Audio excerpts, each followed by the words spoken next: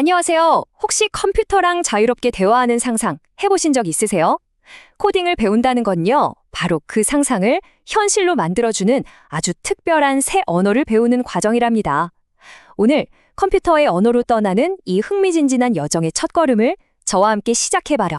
근데 가만 생각해보면 우리가 어떻게 컴퓨터한테 말을 걸 수 있을까요?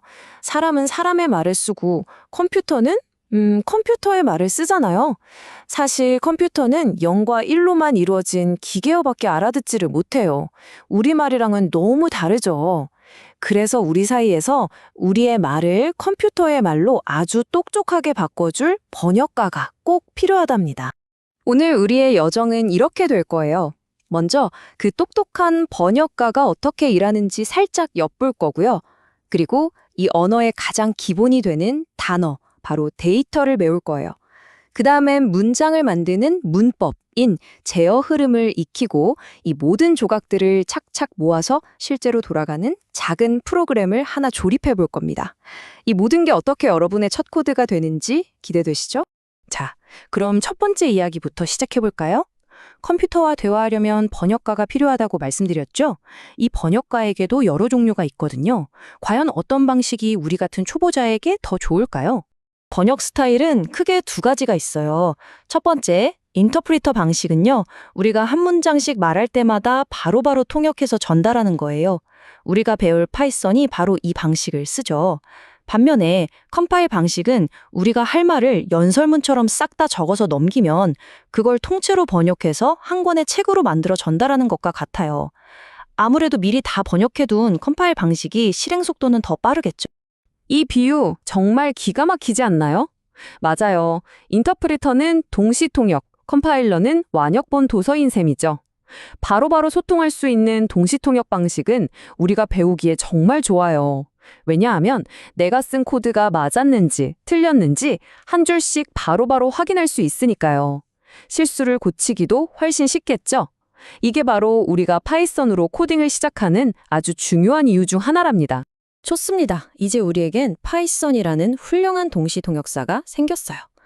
그럼 이제 본격적으로 컴퓨터 언어의 어휘를 배울 시간이에요. 이 언어의 가장 기본적인 단어, 명사 같은 역할을 하는 변수와 데이터 타입에 대해 알아볼게요. 용어가 조금 낯설어도 괜찮아요. 아주 쉽게 설명해 드릴게요.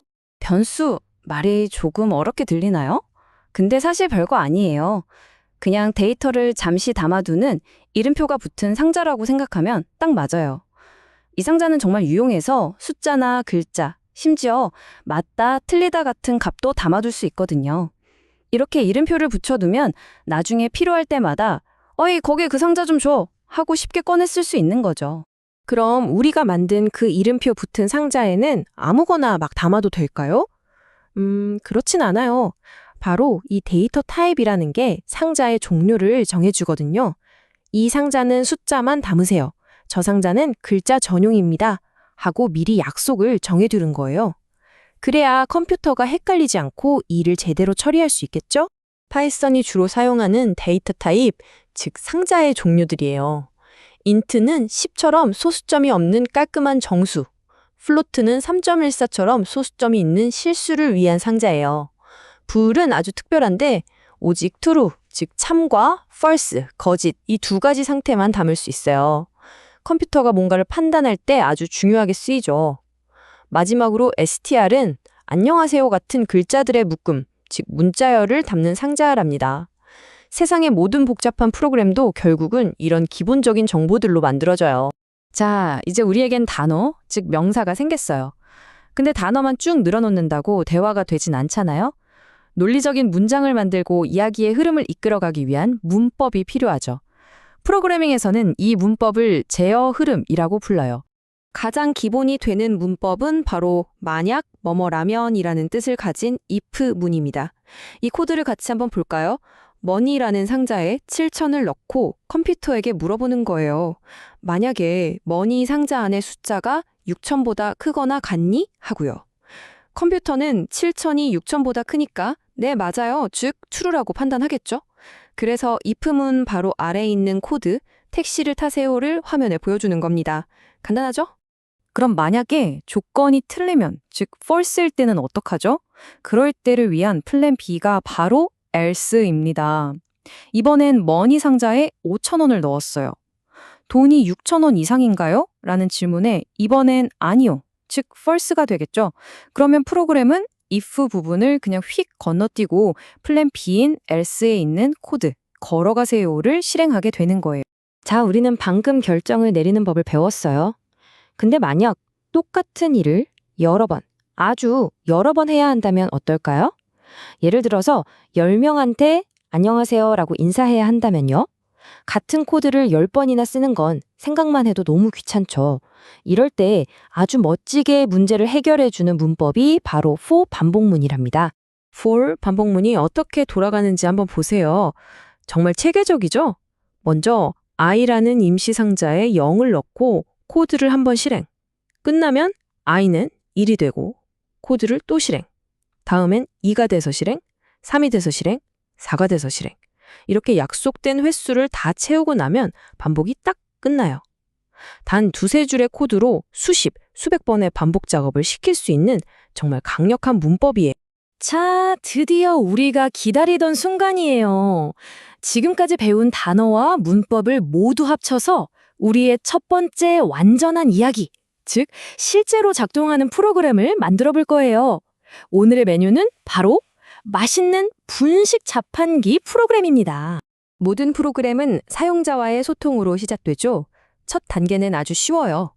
프린트 명령어로 사용자에게 어떤 메뉴가 있는지 친절하게 보여주는 메뉴판을 화면에 띄우는 거예요. 메뉴를 보여줬으니 이제 사용자가 뭘 원하는지 물어볼 차례겠죠? 인풋 함수는 프로그램의 실행을 잠시 멈추고 사용자한테 말을 걸어요. 메뉴를 선택해주세요 하고 깜빡거리면서 입력을 기다리죠. 사용자가 뭔가를 입력하고 엔터를 딱 치면 그 내용을 초이스라는 이름의 상자에 쏙 저장해둡니다. 이제 초이스 상자 안에 뭐가 들어있는지 확인할 시간이에요. 바로 여기서 우리가 배운 if문이 멋지게 활약합니다. 컴퓨터가 이렇게 생각하는 거죠. 초이스 상자 안의 내용이 1이거나 떡볶이인가? 맞네. 그럼 프라이스 상자에는 3,000을 저장해야겠다 하고요. 사용자의 선택에 따라 프로그램이 어떻게 반응할지 결정하는 아주 핵심적인 부분이에요. 자, 드디어 마지막 결제 단계입니다. 사용자에게 돈을 입력받고 우리가 배운 if else 문법으로 모든 상황을 깔끔하게 처리해요. 돈이 충분하면 감사합니다 하고 거스름 돈을 계산해주고 만약 부족하면 돈이 부족해요 라고 알려주죠. 자, 보세요. 우리가 배운 모든 조각들이 착착 모여서 하나의 완벽한 흐름을 만들어냈어요. 축하합니다. 방금 여러분은 하나의 완벽한 프로그램을 완벽하게 이해하신 거예요. 이렇게 우리는 컴퓨터와 대화하는 언어의 기초를 모두 배웠습니다. 이건 단순히 학습의 끝이 아니에요. 여러분이 무언가를 직접 만들어내는 창작자로서의 여정, 바로 그 설레는 시작이죠. 오늘 우리가 함께한 언어 수업 한번 정리해 볼까요? 우리는 정보를 저장하는 단어인 변수와 데이터 타입을 배웠고요. 논리적인 문장을 만드는 문법인 if문과 for문을 익혔습니다. 그리고 가장 중요한 건 이 단어와 문법을 조합해서 하나의 완전한 이야기, 바로 우리만의 분식 자판기 프로그램을 만들어냈다는 거죠. 여러분은 이제 컴퓨터와 소통하는 언어의 기본을 갖추셨습니다. 이제 질문은 딱 하나만 남았어요. 이 새로운 언어로 여러분은 무엇을 만들고 싶으신가요? 여러분의 상상력이 바로 다음 프로그램의 청사진이 될 거예요.